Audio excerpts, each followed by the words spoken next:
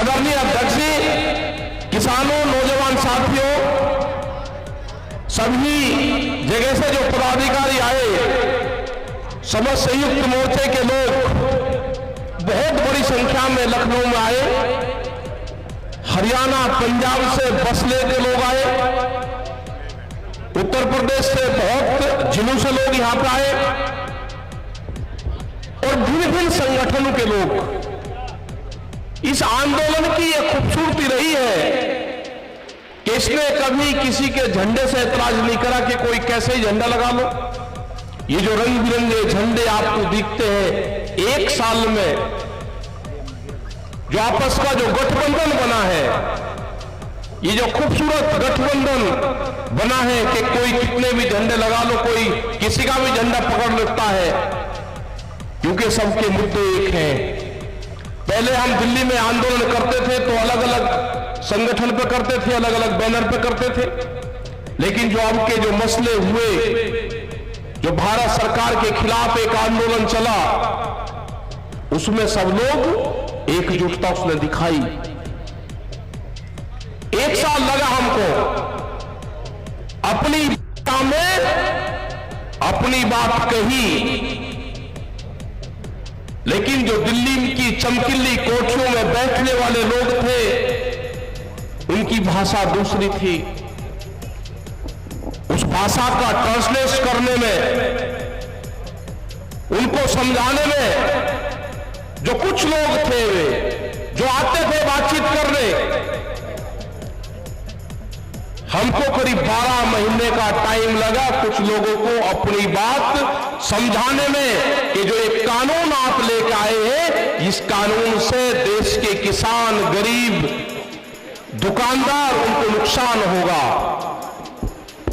उनकी भाषा जब सर्वे करे तो उनकी जो समझ है, वो एक साल बाद में समझे कि इन कानूनों से नुकसान है। वे कानूनों में वापसी लेने की घोषणा की, लेकिन कटाक्ष के साथ में, जैसे कोई लड़ाई करके और फिर भागता है, गाली देता है या भागता जाता है कि आइए देखूंगा, आइए देखूंगा। मतलब बात तो करी, बात तो ठीक करी कि मैं वापसी ले रहा हूं, लेकिन उसके बाद में भी इन किसानों को भी बांटने का काम करा कि कुछ लोग, हम कुछ लोग हैं, हम कुछ लोगों को समझाने में नाकाम रहे, देश से माफी मांगते हैं। देश का प्रधानमंत्री ना देश से माफी मांगे, ना ये माफी मांगने से इन किसानों को फसलों के रेट मिलेंगे।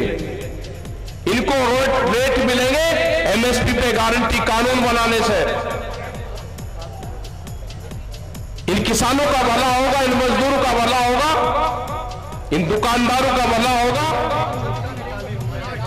देश में पॉलिसी बनने से आप देश में एमएसपी की जो पॉलिसी है, क्योंकि ये कहते हैं कि एमएसपी पे हमने कमेटी बनाई, ये झूठ बोलते हैं देश के सामने। 2011 में जब ये नरेंद्र मोदी जब मुख्यमंत्री गुजरात के होते थे, एक फाइनेंशियल कमेटी बनी थी, उसके ये हेड थे, कई मुख्यमंत्रियों की वो कमेटी थी, और भारत सरकार ने उन मुख्यमंत्रियों को कहा था कि एमएसपी पे क्या करना चाहिए वो आप बताओ। तो उन्होंने अपनी रिपोर्ट दी थी कि एमएसपी पे गारंटी कानून बने।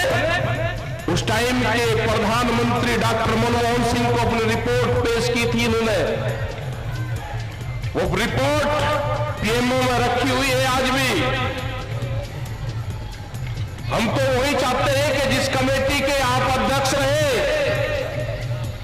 उस कमेटी बनी हुई है, अब दूसरी कमेटी बनाने की देश को जरूरत नहीं है, और ना देश के पास में इतना टाइम है। अब आप स्पष्ट जवाब दो, आप अपनी ही बनाई हुई एमएसपी की कमेटी को जो प्रस्ताव है उसको आप लागू करते हो या नहीं करते हो?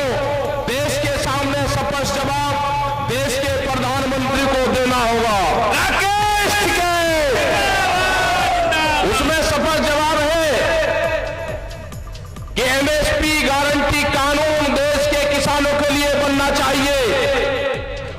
मिनिमम सपोर्ट प्राइस, जिसका जो मैकेनिज्म है, जो बनाने का फार्मूला है, वो भी गलत है, लेकिन हमने वो भी माना। इन्होंने अपने घोषणा पत्र में कहा कि हम स्वामीनाथन कमेटी की रिपोर्ट को लागू करेंगे। इन्होंने देश की जनता के सामने झूठ बोल के वोट लिया, स्वामीनाथन कमेटी की रिपोर्ट को लागू नहीं करा।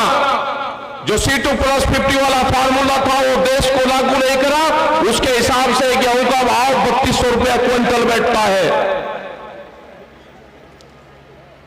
हमने कहा कि हमने अभी मार्केट का भी मांग नहीं कर रहे। मार्केट के हिसाब से 15,000 रुपए क्विंटल गेहूं का भाव बैठता है। अगर 1967 को आधार वर्ष माना जाए, 3 क्विंटल गेहूं में 1 तोला सोना आता था।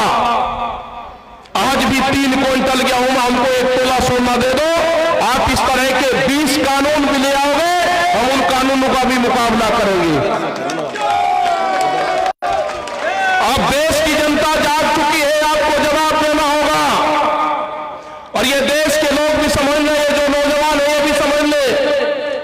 यहां पर बहुत से आंदोलनकारी लोग आए, बहुत से हमारे नौजवान साथी आए, यहां पर बैठे हुए हैं, जो टीचर जो धरने पर बैठे हुए हैं। उन्होंने कहा कि हमारी भर्ती में धांधली करी गई। धांधली तो होगी, अब ये सरकारी नौकरियां नहीं देंगे, धांधली होगी। पूरे देश को प्राइवेट देंगे, प्राइवेट कंपनियों के हाथों देंगे, ये धांधली होगी। अभी जो सरकारी एम्बुलेंस है उसके जो ड्राइवर थे वे आए कि हमको हटा दिया गया। उनने अगर मानदेय की बात करी तो उनको हटा दिया गया। पूरा देश प्राइवेट मंडी बनने जा रहा है। आपको जागना होगा। जो 2 करोड़ युवा रोजगार जिनको देने की बात करी थी, रोजगार की गारंटी देने की बात करी थी अपने घोषणा पत्र में, वे 14 करोड़ नौजवान तैयार रहे। संघर्ष जारी रहेगा। भी संघर्ष विश्राम की घोषणा हमने नहीं करी, संघर्ष विश्राम की घोषणा भारत सरकार ने करी। हमने वो प्रस्ताव अभी ठुकरा दिया। हमारे मसले बहुत हैं अभी।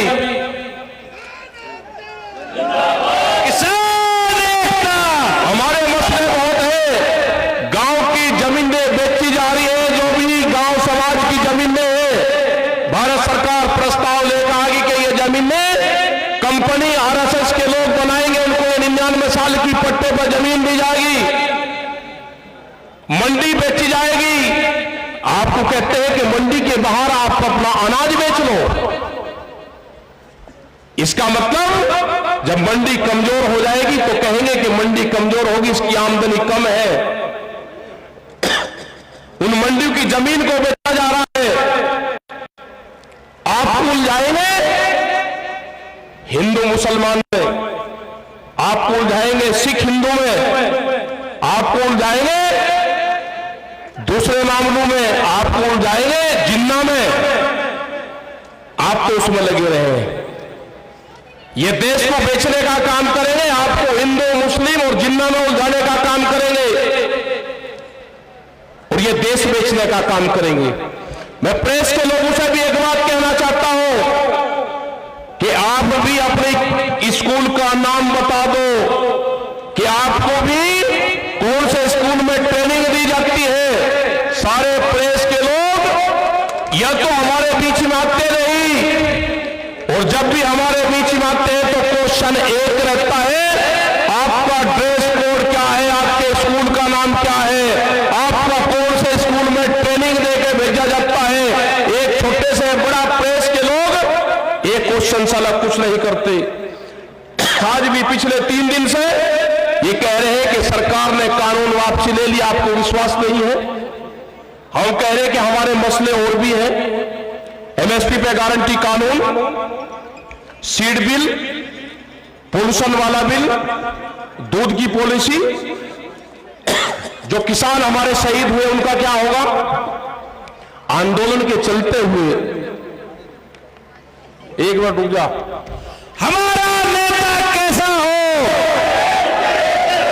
हमारा नेता कैसा हो क्या रहा है, हो क्या रहा।